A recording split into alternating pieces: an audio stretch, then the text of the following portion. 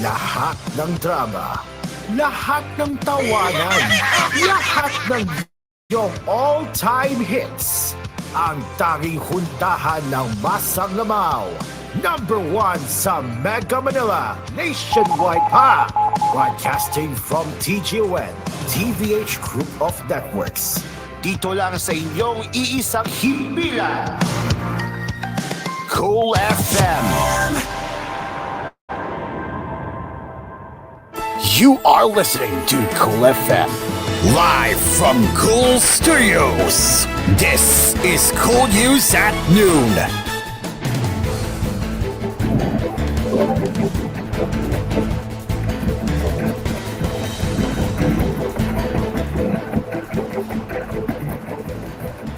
Good afternoon. This is koolNews at noon. Filling in for TJ San, I am Aspen. The Court of Appeals has ordered freezing the assets of suspended Mayor Alice Guo of Bamban Tarlac and several other individuals and companies allegedly involved in illegal Philippine offshore gaming operators POGOs, the Anti-Money Laundering Council said on Thursday.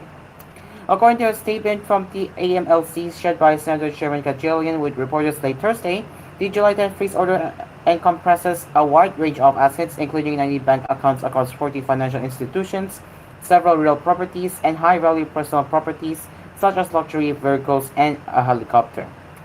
The Court of Appeals has approved the AMLC's ex parte petition for the issuance of a freeze order, effectively freezing the assets of individuals and entities allegedly involved in these illegal activities, the AMLC said. This decisive action aims to prevent the dissipation of assets while the investigation and legal proceedings continue, it said. It said that it filed a petition for a freeze order on July 8. The amount of bank accounts and assets ordered frozen was not disclosed by the AMLC, whose officials could not immediately be reached for comment and other details. In the Fiverr message to reporters, Gatchalian disclosed that Guo has 36 bank accounts under her name. Apart from Guo's, also included in the AMLC's petition are the assets of Chihi Yang Huang and Bao Yinglin, who are suspected of obstructing human trafficking and fraudulent activities through entities such as Huang Technology Incorporated, Baofu Land Development Incorporated, and Hongsheng Gaming Technology Incorporated. The Baofu Land property, which was privately owned by Ambabang Mayor, was the site of the Zhuangyang Poco operation that was raided last March by the Presidential Anti-Organized Crime Commission for suspected human trafficking, among other criminal activities it was allegedly engaged in. The AMLC said the premises of Baofu Land housed numerous workers, including trafficked individuals who were forced to participate in fraudulent online activities. Guo and several other people were accused of qualified human trafficking in the complaint filed in the Department of Justice by the PAOCC last month. The AMLC did not identify other people or companies whose assets were frozen, but those who were named respondents in the qualified human trafficking case were former government official and Park Peril scam convict Dennis Cunanan, Zihan Druijin, Bao Yingling, Rachel Juan Caron, Huang Zihiyang, Telma Laranan, Rona Evangelista, Rita Waiduralete, Marley Joy Castro, Yu Hang Khan, Jimmy Lynn Cruz, Rodrick Paul Jante, and Juan Miguel Alpast. The Ombudsman suspended Guo late in May based on a grave complaint filed by the Department of the Interior and local government. The investigation uncovered significant financial transactions and assets amassed by these individuals, raises suspicions of their involvement in money laundering, human trafficking, and other illicit operations, the AMLC said. The illicit activities linked to these individuals and entities include the operation of an unauthorized POCO at Zhuangyang Technology Incorporated, it said. The freeze order comes in the wake of the Senate inquiry into POCO activities, which Guo has stopped participating in after appearing in a few hearings. Guo faces Senate arrest after she twice refused to attend hearings called by the Senate Committee on Women, Children, Family Relations, and Gender Equality, headed by Senator Risa Hontiveros. The suspended mayor requested to be excused from the hearings, claiming worsening mental health and physical condition. She also appealed to the Supreme Court to stop the Senate summons, saying that Hontiveros and her committee violated her constitutional rights and her right to due process and privacy. However, said Go had the right to seek legal remedy from the Supreme Court even if she is not a Filipino. The senator last month said Go was not a Filipino but a Chinese whose fingerprints matched that of a Chinese girl who entered the country more than 20 years ago. Both Go's and the child's fingerprints match, according to the National Bureau of Investigation.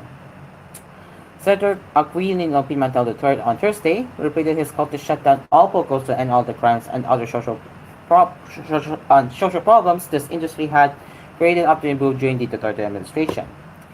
There is really a shortcut to all these problems with the POGOs, he said in a statement. President Bobo Marcos should simply order POGOR, Philippine Amusement and Gaming Corp, and other government agencies to stop POGO operation here in the Philippines.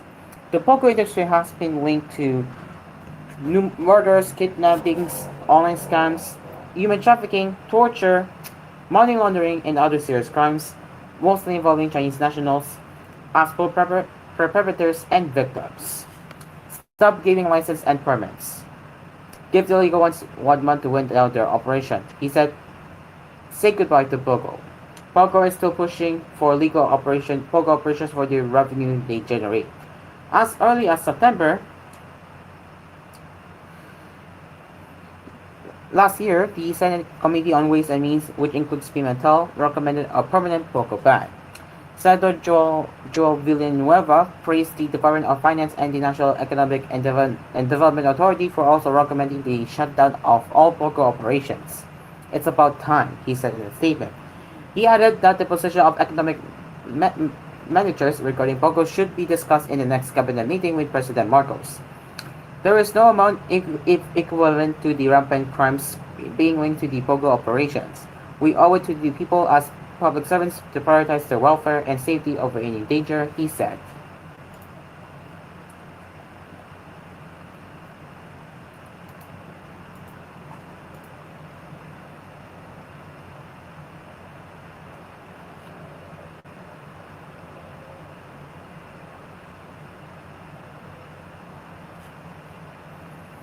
Senator Sonny Angara was picked as a new Department of Education deputy because he understands the many problems haunting the education sector, President Bongbong Marcos Jr. said on Friday. Marcos during the distribution of cash and other forms of assistance to farmers and fisherfolk from Aurora, joked that he does not know how to address Angara, whether as senator or as education secretary. Hindi ko na alaman kung paano ko sila tatawagin kung senator ba or secretary dahil sila ang papasok sa secretary ng Department of Education. Dahil nung umalis po si Vice President Sara, inisip namin kung sino ba talaga at gagaya ng kanyang Angara ng banggit napakaraming problema at kailang ang ayusin sa Department of Education, Marcos said during the program in Bader, Aurora.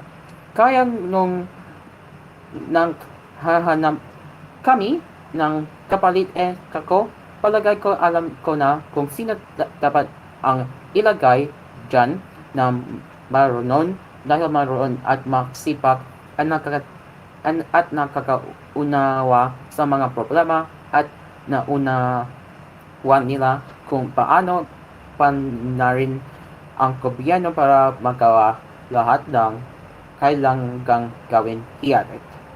Angara, who introduced Marcos to his fellow Aurora natives, thanked the president for choosing him. Salamat again, Mr. President. First of all, baka makalimutan ko. Thank you for appointing me Secretary of Education, sir. Medyo mabigat ang mga suliranin ng sector na ito pero hindi po namin kayo ipapahiya. Thank you for the trust and confidence, Mr. President. Salamat po. Angara said.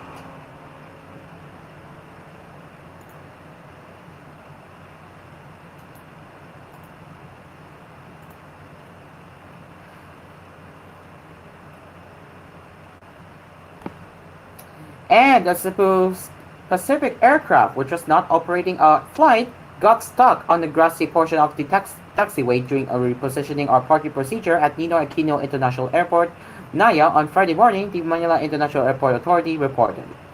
In a statement, MIAA said the incident occurred while the 8-321 aircraft was getting repositioned from Bay 111 to Bay 1228 of Terminal 3. No passengers or crew were aboard the aircraft during the incident and no injuries were reported. Due to the incident, bays 110 to 112 are temporarily unavailable, leaving three parking bays for wide-body aircraft, MIAA said. It also noted that the aircraft recovery team is already working on removing the aircraft from the grassy area. MIAA seeks the understanding of all passengers whose flight may be affected by expected delays in flight schedules. They are advised to wait for airline announcements regarding revised timings, MIAA added. Stick around, people. koolNews at noon will return after these messages. It is now 11 minutes after 12.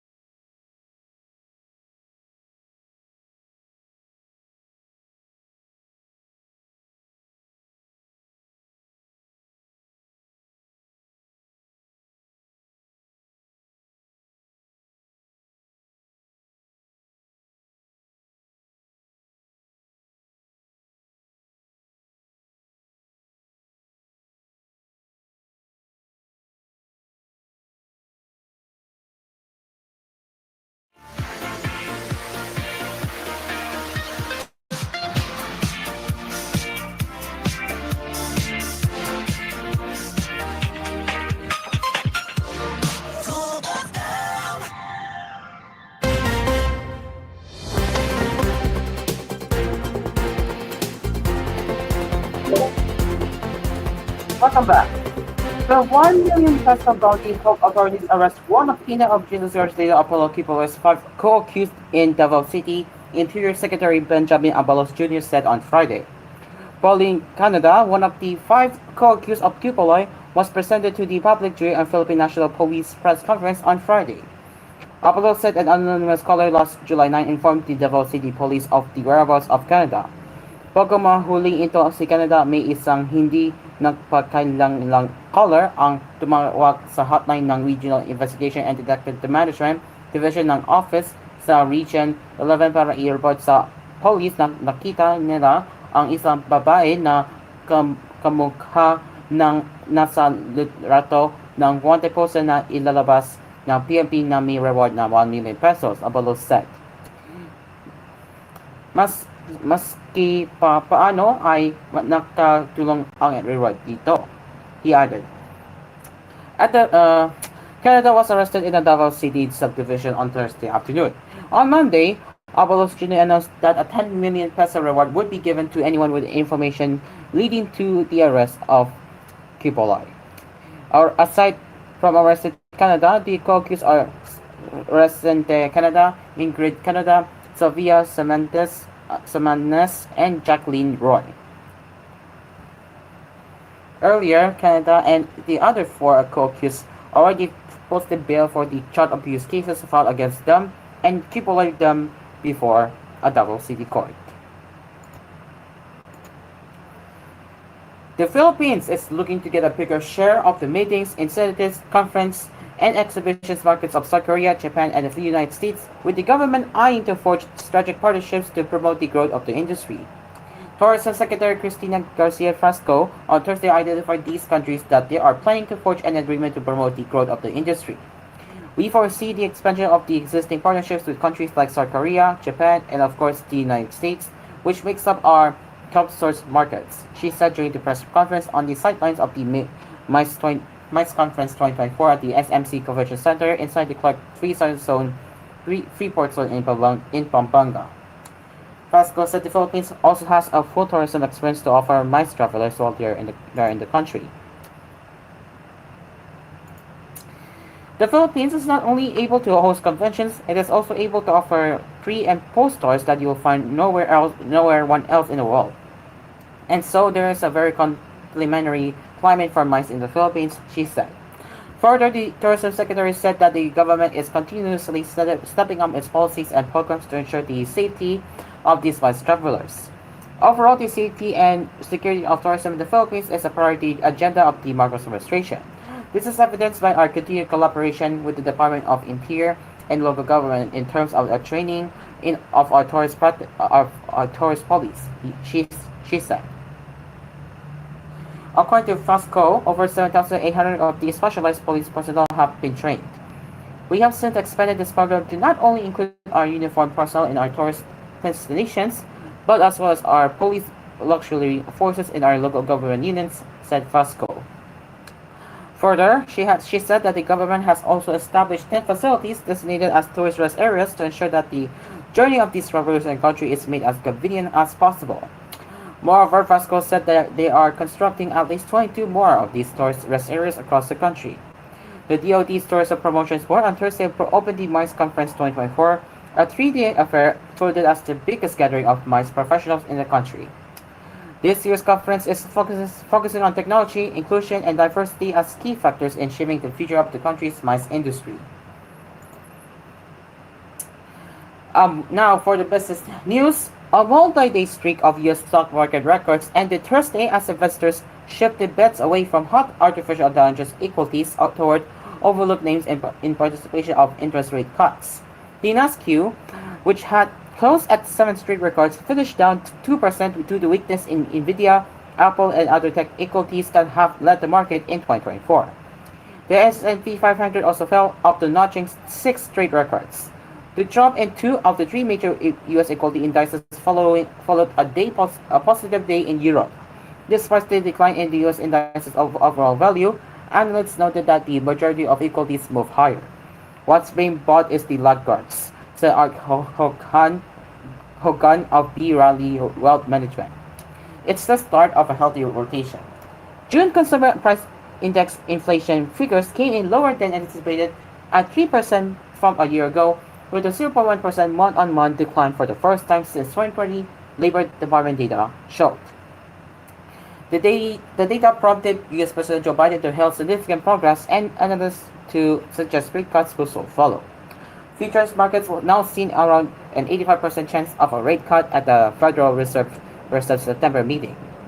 The latest data strengthens the case for the U.S. Central Bank to begin cutting interest rates in September, particularly as the labor market has softened, said a note from Oxford Economics.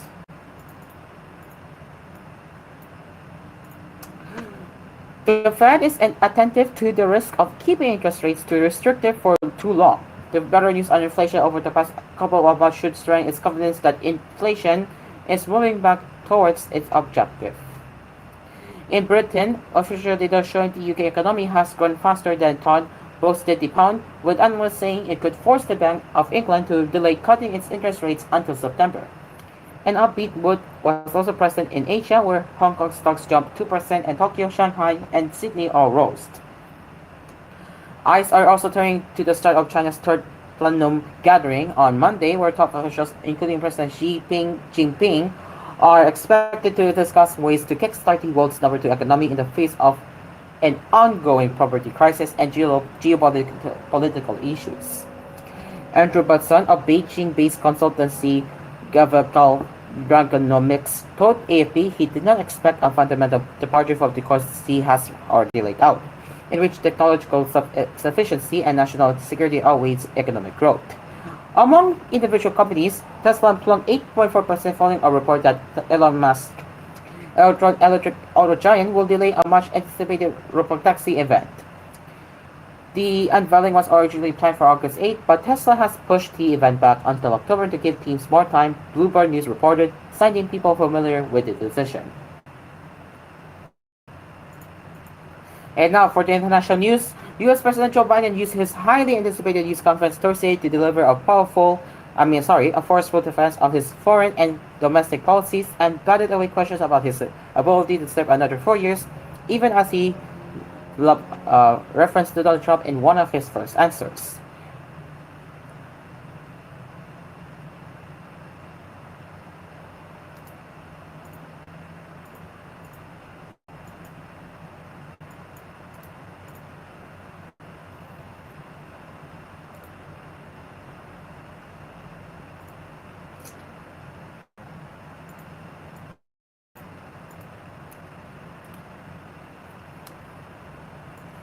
Biden said as he insisted his support among the electorate was strong and he would stay in the race and would win.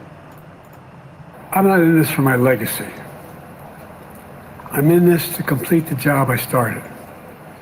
Fumbles notwithstanding, the president pushed back at every suggestion that was slowing down or showing notable signs of decline or that he was not in command of the job.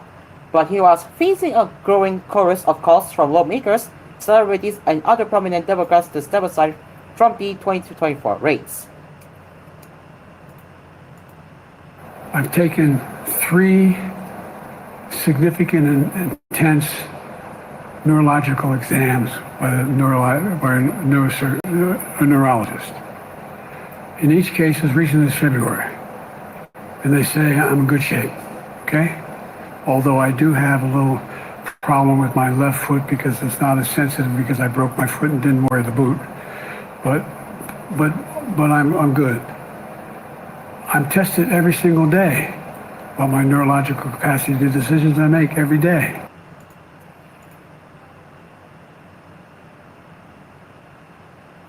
Democrats are facing an intractable problem. Top donors, supporters, and key lawmakers are doubtful of Biden's ability to carry on his re-election bid after his disastrous June 27 debate performance, but the hard-fighting 81-year-old president refuses to give up as he prepares to take on Trump in the rematch.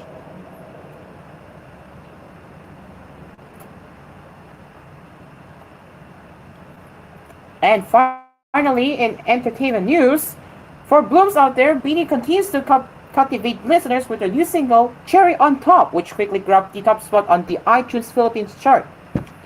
Cherry on Top, which dropped on Thursday, July 11, It's described as a track that aims to bring the P-pop superstars to the global stage with its effective hook, uplifting beat, and milestone video.